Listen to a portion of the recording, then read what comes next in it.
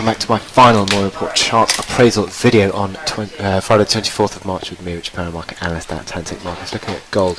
And I think it's interesting because gold is showing that just a little bit of consolidation in this rally that we've had on gold in the last sort of week or so. 6 strong bull candles in a row, just mildly rolling over now. Is this the beginning of again a move lower?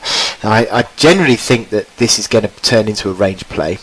However, moving above sort of the old resistance of around 1240, I'd sort of expected the move to go a bit higher, so I'm not entirely convinced that 1253 is the high yet, and the market is basically consolidating. If you look on the hourly chart, 1242.50, sort of the basis for support in the last sort of few days really. It's just been testing that and mildly basically trading around it today, so it's basically bang on that support as we speak. Now you look at the hourly momentum indicators, around 35 to 40 on the RSI has been supportive throughout this rally, and again 40 coming in. The RSI and also the MACD lines as well. MACD lines starting to turn up, stochastics starting to turn up. So is this again starting to come in as supportive?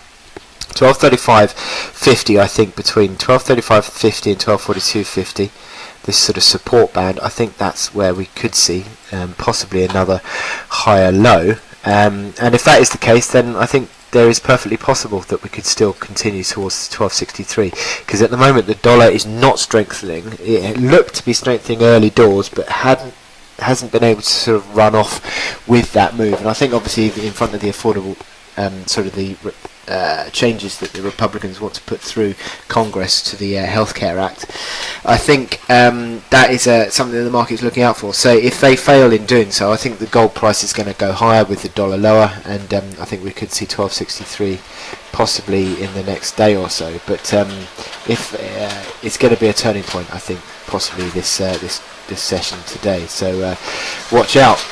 So I wish you good luck in your trading today, and I will speak to you again on Monday.